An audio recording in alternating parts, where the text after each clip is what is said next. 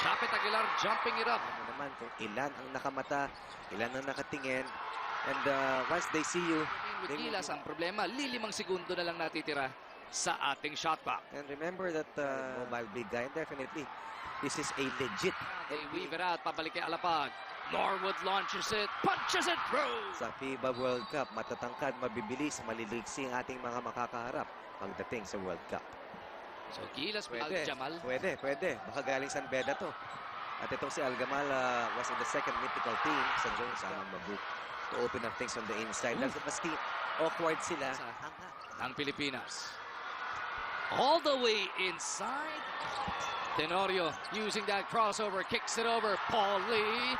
Bang! Pingris out to Lee.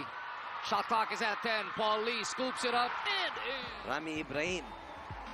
So kahit hindi tayo nakatikim ng kalamangan in that first quarter of action, bumaba naman sa isa ang ating inahabol sa pagpapatuloy ng Gilas versus the world. Klaseng kompetisyon ang pwede nilang makaharap. Junmar using his Egypt on the attack, looking to reclaim the lead. They go to the long ball once again. Oh, nakitang libre yung big man sa ilalim. Tracks it down. Nakakita sila ng butas. Dalawa kay Yusef at isa kay Sheriff. That's 9 points from the Rainbow territory.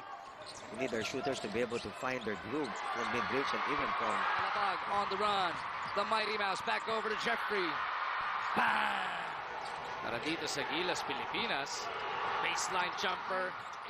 Norwood shifting directions. Locates Ping. Second taste of the lead sa Gilas. Hindi malakihan ni Blatche. Nandun naman si Norwood. Counter-attack by Gilas Pilipinas. Gustong basagin ng Egypt yan. Pumasok. Pakialamero din tayo, no? Sa loob, as Andre Blatche continues to look for his first basket. Outside jumper once again. Uy, kumalog pa. Kaya after this three-pointer mate, kita mo naman, halos one-hander talaga. Napatawag matakbo mga Egyptian. Ooh, awkward look. Iikot nila ang bola. Blatche, inatake na lang yung rim. Gets Kuha niya rito kay Katan. That's a nice crossover move. Not away from the basket, but...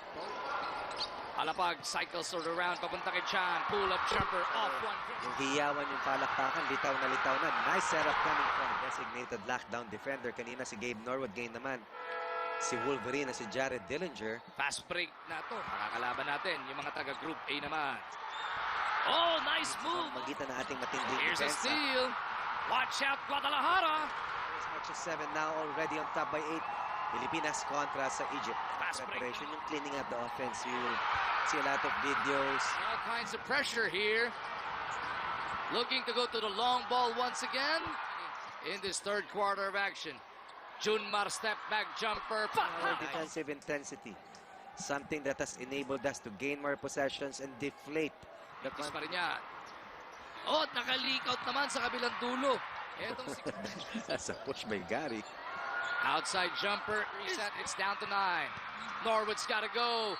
He goes for it. Is there even a question? A three-point play opportunity. And this play of the game is brought to you by Smart Bro.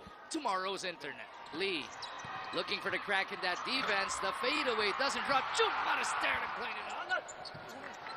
Lee na naman. This time around he finds Junmar. And Fajardo gets the bounce. Gilas by 9. This time around we close out on those shooters. Pero nakahang a 2-point deficit para sa Gilas Pilipinas into this comfortable lead. 53-46 ang nasa ating tala. Atake siya ang dahilan kung bakit na penalty na maaga. A winave off. We're not really sure Oh, what's nice. going on. What a pass! At napakasipag. Mohamed. 57-40. Oh, mahigit pang 8. Dito sa laban kontra sa Pilipinas, 24 na 52. Oh, nice play.